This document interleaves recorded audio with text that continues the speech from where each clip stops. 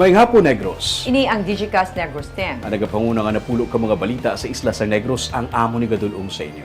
Ug din ninyo kami via Facebook, YouTube, kag sa KCAT Channel 11. Kag subong bata niyo kami live sa FM station nga 91.1 FMR Bacolod. Kag yari na ang top 10 nga mga balita sa Negros subong adlaw.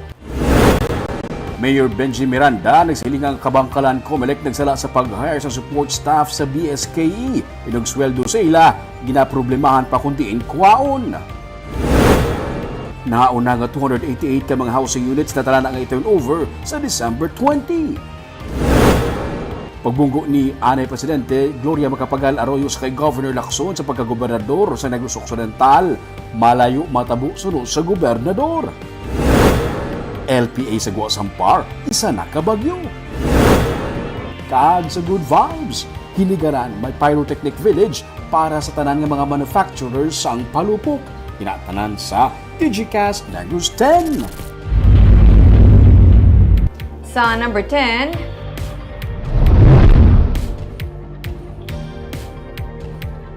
low pressure area sa Guasang Philippine Area of Responsibility karon isa na kabagyo.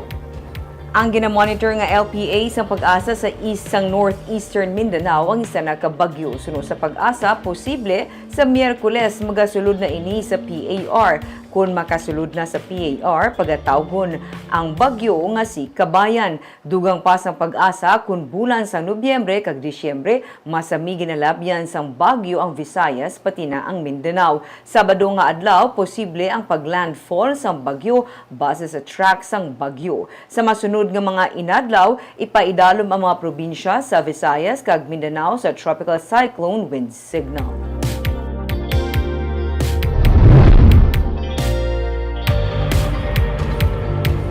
Sa number 9, may big time nga rollback sa presyo sa diesel buwas nga adlaw. Base sa announcement sa petroleum companies, may 3 pesos nga rollback sa presyo sa diesel buwas aga. 2 ka piso kag 30 sentimos sa kerosene kag 70 sentimos naman sa gasolina. Sunod sa kay DOE Oil Industry Management Bureau Director Rino Abad, naganubo ang presyo sa produkto petrolyo bangod amat-amat nga nagadutay ang global demand. Ini ikaduha nga sunod-sunod nga rollback sa bulan sang Nobyembre.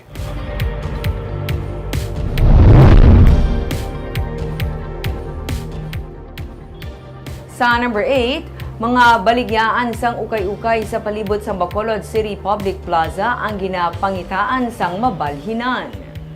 Halos nalikop na sang baligyaan sang ukay-ukay ang mga RTW ang palibot sa Bacolod Public Plaza. Bagay nga wala man na uyunan ni Councilor Celia Flor bisan gintugutan na ini sang syudad tubtob Enero 6. Sunod kay Flor nga pamunos ng Committee on Markets and Slaughterhouse ang konseho na laksam na sang baligyaan sang ukay-ukay pati ang gintala na nga area para sa mga baligyaan sang prutas kun Disyembre sa Dalan Gonzaga. Gani plano niya upod sa Local Market Committee nga mapangitaan sang lugar nga masaylohan ang pila ka mga baligyan sang ukay-ukay. Ginpasalig man karon sang konsehal nga ma-monitor ang mga baligyan sa palibot sang plaza agud masiguro nga nakaplastar sa maayo ang mga baligyan kag hindi makaapekto sa lakat sang trapiko. Hindi man tani kita gusto na damo man gapan ang maski ang council do hindi nagigani gusto sina pero ginatinuan naton gin-meeting na sila sang isa ka adlaw nga ayuhon na nila ang set up na nila kay amo na ang kalaw ay gid hasta ako nakalabay ko na sa auto sa Mindanao nano man do hindi gid bala maayong itsura ha so ginpaliwat na da sa set up sa ila. Sa number 7,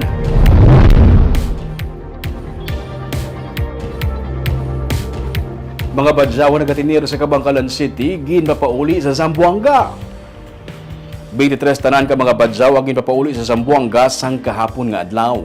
Ining ginhikot sa Kabangkalan City Social Welfare Development sa bulig ni Mayor Benji Miranda kag Kabangkalan City PNP Chief Lieutenant Colonel John Joel Batus-Batusan. Ginpasakay sila sa Ceres bus kag ginupdan mismo sa personnel sang CSWD agud masiguro makapauli sila sa Zamboanga. Gintagaan man sila sa transportation allowance kag food pack sang DSWD Regional Office. Sunod sa kay Attorney Mac Lord Zafra, City Administrator sa Kabangkalan City, luyag nila nga masabat man ang kinahanglan sa marginalized communities kag mapasiguro ang ila kahimtangan sa pagpauli sa ila. Basta magapasulod ang bulan sang Disyembre, may mga badyaw nga nagapadulong sa Negros kag ang iban sa ila nagapangayo-kayo sang kwarta sa mga dalanon.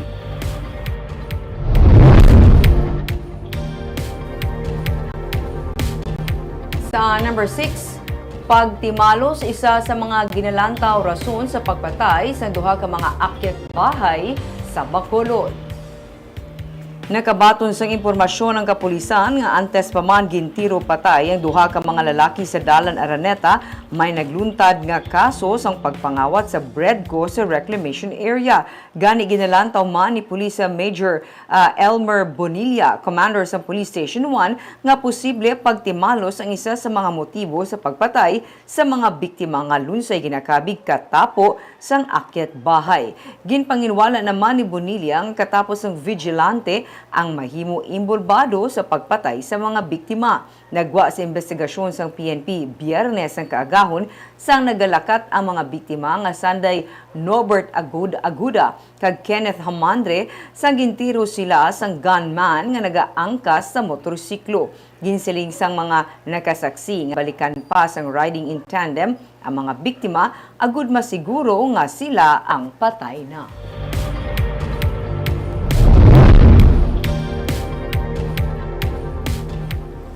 Sa number 5, mga 50% na sa mga nagdalaog ang mga barangay officials at tigay nga nakapungko sa pwesto sunod sa Department of the Interior and Local Government. Buwas naman nga adlaw natala na ang eleksyon para sa SK Federation sa tagsa ka mga banwa kag syudad. Sunod sa kay DILG Provincial Director Chodora Sumagaysay, base sa DILG guideline, hindi na maglapaw pa sa Nobyembre 14 ang SK Federation election. Paagi sa secret balloting ang piniliay kag patigayunon sa mga SK chairman sa isa ka public place.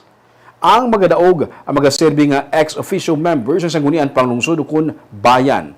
Sa hindi naman maglapaw sa Nobyembre 29 ang Provincial Federation election. Samtang sunod sa DILG, isa sa mga ginalantaw rason kung nga nagakadugayan pa ang pagpungko sa mga bag-o nga elected barangay officials among kapaslawan sa pagpatuman sang turnover sa tunga sang incoming kag outgoing officials. 3 ka semana humalin sa gitpatigayon ang piniliay sunod sa DILG. Dapat tigayon na makapungko ang tanan nga mga nagdalaog. Ginahulat pa sa karon sang DILG ang guidelines para sa liga ng barangay election.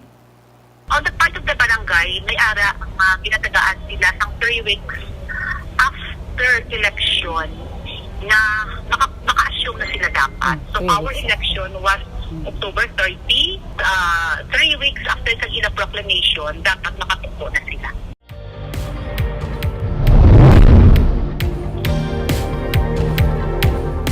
Sa number 4, Bacolod Comelec Office sa plano sa syudad nga patukuran sang opisina nga masayluhan o kun marentahan sa tion nga magsugod na ang development project sang SM sa reclamation area. Sa paghinun-ano nanday Mayor Albi Benitez kag Bacolod Comelec Election Officer Attorney Katrina Trinio Canya, ginpasalig sang alkalde nga mapangitaan sang lugar nga masayluhan ang Comelec Office. Ginsiling ni Kanya nga kabahin sa mga ginaplano sang syudad ang pagpangita sang lugar nga marentahan kag masayluhan sang ila opisina. Ginatun-an man ang posible pag-construct sa temporaryo nga opisina sa atubang sa Department of Agrarian Reform Compound sa Barangay 14. Masami ginabaha ang talatapan sang Comelec sa kilid sang Base Center kung magbunok ang ulan. Natala na man nga i-develop sang SM Prime Holdings Incorporated ang Base Center kalakip sang 3-hectare property sa syudad pinaagi sa Public-Private Partnership Project.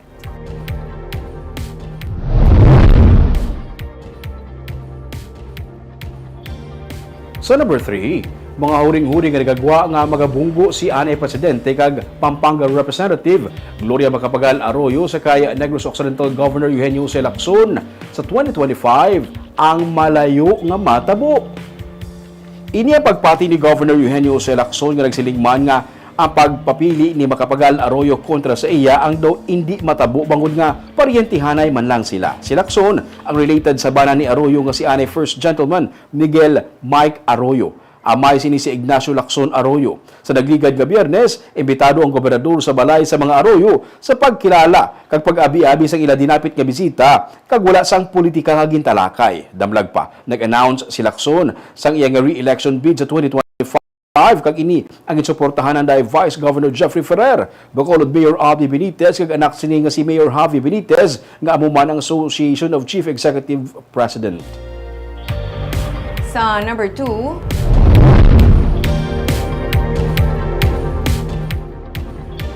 Cabancalan City Mayor naglaro sa isyu angot sa wala mabayaran nga honorarium sa mga yadtong nagserbe bilang COMELEC support staff sa nagligad nga barangay kag SK elections. Suno kay Mayor Benji Miranda, naghinyo sang bulig sa iyang talatapan ang COMELEC Cabancalan bahin sa wala mabayaran nga honorarium sa mga manunudlo nga nagserbe bilang COMELEC support staff sa tinilikdan nga eleksyon. Ginsiling ni Miranda nga ginako man sang COMELEC nga isa ka honest mistake ang natabo. Bangod dapat wala gid man kun tani isang support staff na. Ang support staff ginagamit sa automated elections, manual elections ang BSKE. Masobra 600 suno kay Miranda ang nagserbe kag mga 3.7 million pesos ang kinahanglan nga pondo para sa honorarium. Hindi man makarelease ang pondo ang syudad, bangod una wala man sang budget allocation para diri. Ikaduha, wala man siya may nakita nga legal basis para pwede bayaran ini. Suno kay Provincial Election Supervisor Ian Lee Anonoria, ginausi sa anang natabo sa Cabancalan kag nagpamalibad na siya nga maghatag pa sang pahayag. Nabayaran naman ang tanan nga manunudlo nga nagserbe bilang katapo sang Electoral Board. Ako mag-isarado, ma'am, nga hindi na ako magbulig. Kahit hindi na siya visual man sa mga tao. Sila mga nag-express dira. Hindi naman ang pangabudlayan. Pero ang ako lang una-una, nga ako kami, wala kami sa makuhaan budget. Kaya wala pa sa mga legal ako nga support naton nga para mapaka-release ang mga legalities kay budlayan na karon ako mapusasan dira. Pero may kumili kay sila man na nag-hire, wala man na hindi man na nag-agi sa LGU. Kag sa numero 1 sa mga balita, subong adlaw.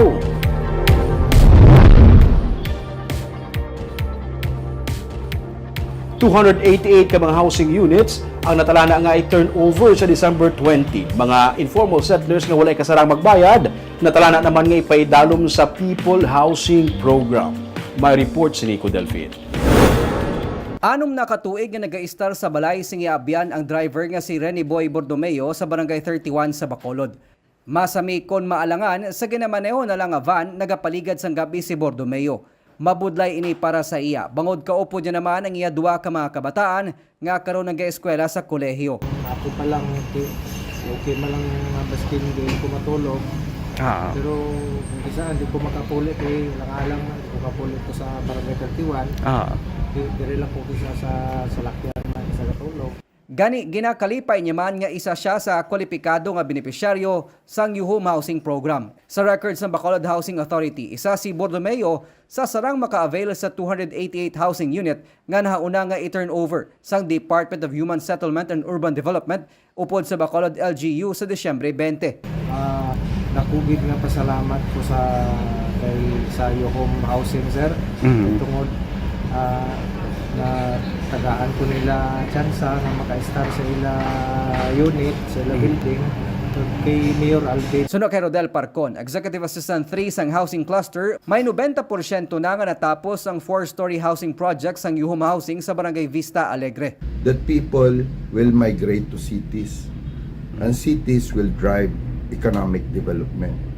No? Kag ang prescription da sa human settlements is high-rise. Ang hambal is hapos mag-provide basic services sa high-rise. Ginsiling ni Parcon nga hindi tanan sa mga informal settler families kay isa sa mga target mabuligan sa housing program ang may ikasarang magbayad sa masobra 2,300 nga monthly amortization. Gani plano man sang LGU nga mapatuman ang People Housing Program agud nga sila ang mabuligan. No? Tan-awon ta kung sino makalabilin, anong itsura, ano kalapad sang duta ang makalabilin. Then amo nang ginatawag ni Mayor bilang nga People Housing Plan. These people nga mabilindra nga hindi man naton mapasaylo, possibly may mga edad-edad sila, di ba? Mga original settlers na sila. 10,000 housing units ang tuyo sa Bacolod LGU nga makonstruct kaupod ang disod kag pag-ibig. Magluwas sa Vista Alegre na tala naman nga suguran ang pagpatukod sa housing project sa Barangay Estefania, Banago kag sa Bredco property sa reclamation area. Nico Delfin para sa DGCast Negros.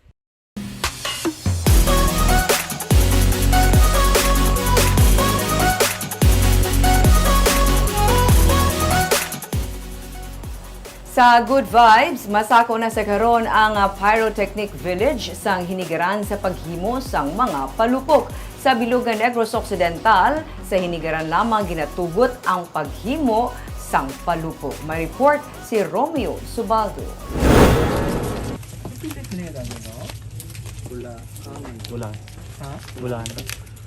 Sa isa ka minuto, makaputosang napulo ka 5-star ang isa ka trabahador sa palupok. Sa isa ka adlaw, makahimo ang kada isa sa ila sang tag 3,000 ka 5-star. Sa kaya? Sa isa ka minuto, pulo. Pila ka oras ko branay ni? Sa alas 6, sa maglas 4 tapos. Pila ka isa ka daw, pila magbus mo sir? Isa ka daw, isa ka tao, 3,000? Oo. Swerte. Pasampo lamang ini sa kung paano nahanas ang mga trabahador diri sa paghimo sang palupok. Si Jojo Serbano, elementary pa lang, nagapanghimo na palupok. Subong, 53 anyos na siya. Whistle bomb ang iya nga ginaputos. Ariyo ang iyang ingaw, ariyo po. Aba nilupok.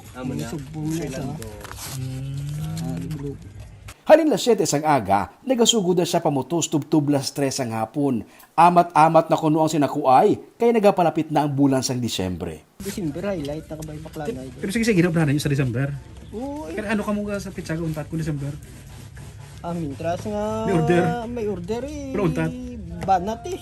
Bungod sa sini nga mga manufacturers, magsiling ka nga banwas ang hinigaran. Isa sa mga pinakamayor nga produkto, ang palupok. Ginatos ang natagaan sa panangabuhian sa banwa sa paghimo kapag baligya sang palupok.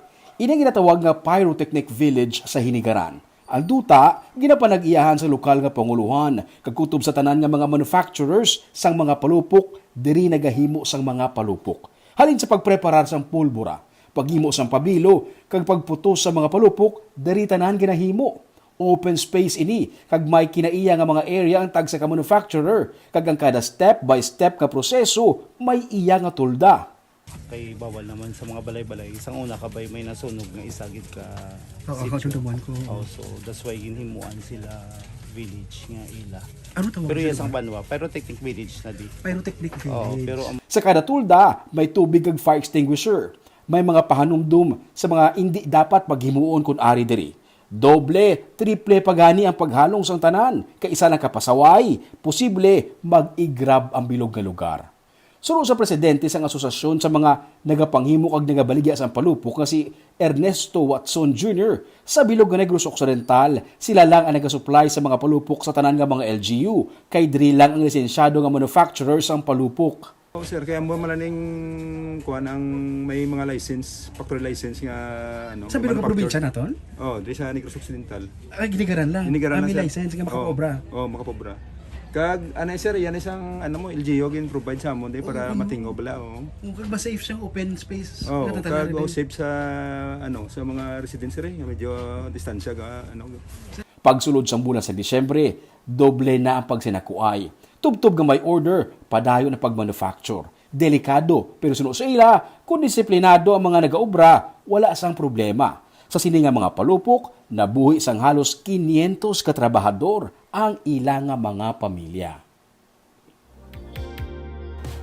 Barb, siling ka ni kung sang tourism officer nila, kung magambal kaya talaba, pwede hinigaran, pwede ilog. Pero kung baka niya palupok, surbol, hinigaran ginaya mahalin. Tsakto ginayaming, no? Kay biskan maglakad ka sa Balaklan, hinigaran ginaya dayo. Ginapagita. Magluwas ng of course, yung ibang naging acquirement. Basta probinsya, hinigaran. Dapat halong ng yapon din sila siguro sa paghimo eh. Kaaga ba itong mga balita sa Negros Subong Adlaw? Kay man sa panahon karon importante nga may ihibalo ka sa nagakatabo sa imo nga palibot. Pero dapat balansa kag eksakto ang mga impormasyon. Parayan kami nga magapangalagad sa Negrosanon. Ako si Barbara Mijares. Tubtub sa buwas, ako naman si Romeo Subaldo, mayong hapon.